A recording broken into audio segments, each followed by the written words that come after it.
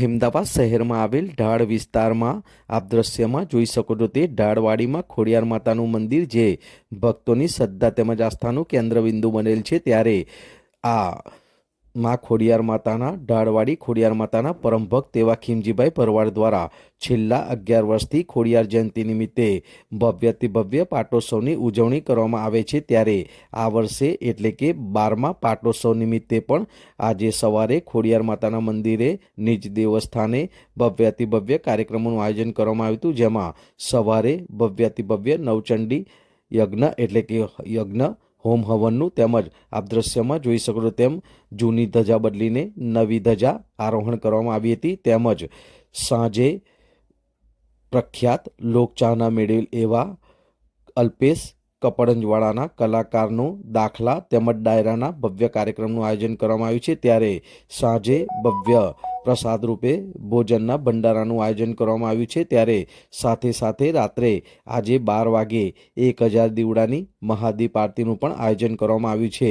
આમ અહેમદાબાદ શહેરમાં આવેલ ઢાળવાડી ખોડિયાર માતાના મંદિરે તેઓના પરમ ભક્ત એવા ખીમજીભાઈ ભરવાડ દ્વારા છેલ્લા 11 વર્ષથી જે પાટોત્સવની ઉજવણી કરવામાં આવે છે તે આ 12મા વર્ષે પણ ભવ્યથી ભવ્ય 12મા પાટોત્સવની ઉજવણીના ભાગરૂપે વિવિધ કાર્યક્રમોનું આયોજન કરવામાં આવ્યું હતું। આમ 8/12/2024 રવિવારના રોજ ઢાળવાડી ખોડિયાર માતાના મંદિરે 12મા પાટોત્સવ નિમિત્તે સવારે 10 વાગ્યાથી લઈને રાત્રે મોડી રાત સુધીને વિવિધ કાર્યક્રમોનું આયોજન કરવામાં આવ્યું છે। ત્યારે આપ દ્રશ્યમાં જોઈ શકો છો તેમ સાંજે 8 વાગે ભવ્યથી ભવ્ય ભંડારા બાદ કલ્પેશભાઈ કપડંજવાળાના ભવ્યથી ભવ્ય કાર્યક્રમનો શુભારંભ કરવામાં આવશે। ત્યારે રાત્રે 12 વાગે 1000 દીપની દીવડાની મહાદીપ આરતીનું પણ આયોજન કરવામાં આવ્યું છે।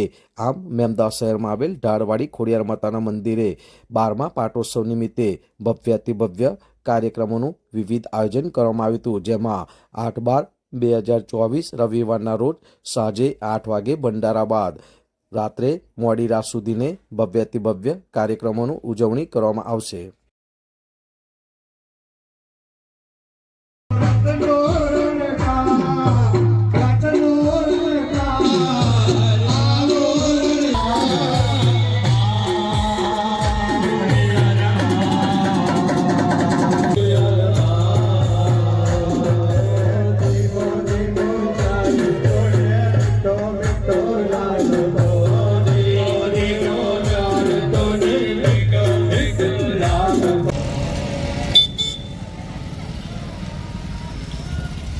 શું નામ છે, શું પરિચય છે આપનો? આજે આ ઢાળ વિસ્તારની અંદર આવેલ માં ઢાળવાડી ખોડિયાર જેની પર ભક્તોની શ્રદ્ધા અને અપાર આસ્થા છે, એમાં આજે 12મા પાટોત્સવ નિમિત્તે વિવિધ કાર્યક્રમોનું આયોજન કરવામાં આવે છે। શું કહેવા માંગો છો? માતાજીની અસીમ કૃપાથી છેલ્લા 12 વર્ષથી આપણા પાટોત્સવનું આયોજન કર્યું છે। આ 12મો પાટોત્સવ છે।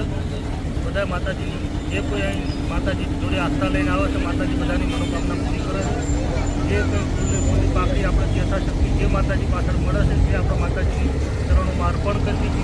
માતાજી આવા નવા કાર્ય કરાવે છે। શું કાર્યક્રમ કરવામાં આવે સવારથી લઈને? સવારનો કાર્યક્રમ છે નવચંડી યજ્ઞ હતો આખો દિવસ, અત્યારે દાખલાનો પ્રોગ્રામ છે આખો દિવસ, હોમ હવન હતો અને અત્યારે ભોજનનું પણ આયોજન રાખ્યું ભવ્ય ભંડારાનું, અને સાંજે આજે રાત્રે 12 વાગે 1000 દીવડાની આરતી।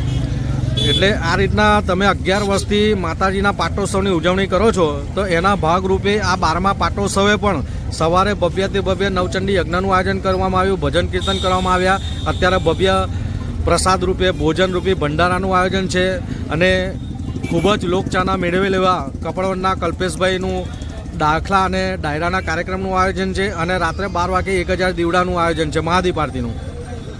અત્યારે આ યુવા પેઢીને તમે કોઈ સંદેશ આપવા માગો છો? યુવા પેઢીને એટલું આપણે કહેવું છે વ્યસન મુક્તિ થઈ ભક્તિમાં લાગવું, માતાજીના દર્શન કરો, વ્યસન મુક્તિમાંથી વ્યસનથી દૂર રહો। બરાબર, તમે આજે આ ભવ્યથી ભવ્ય 11 વર્ષથી કાર્યક્રમ કરતા આવ્યા છો અને આ 12મા વર્ષે પણ માતાજીની અસીમ કૃપાથી કરો છો, શું અનુભવી રહ્યા છો? આપણે અનુભવી એવું રહ્યા છે 12 વર્ષથી બધી પબ્લિકનો આપણને બહુ સાથ અને સહકાર મળી ગયો છે। નાનાથી મોટા સુધીનો બધાએ આપણી જોડે આવીને ઉભા રહે છે। માતાજીની લગ્નથી બધાએ આપણને કાર્યક્રમમાં હર કોઈ જાતિવાતી છોડ્યા વગર બધાએ કામે માતાજીના અસીમ કૃપાથી માતાજીના આશીર્વાદથી બધા જ કામે લાગે છે। બધાનો સાથ સહકાર આપણને માતાજી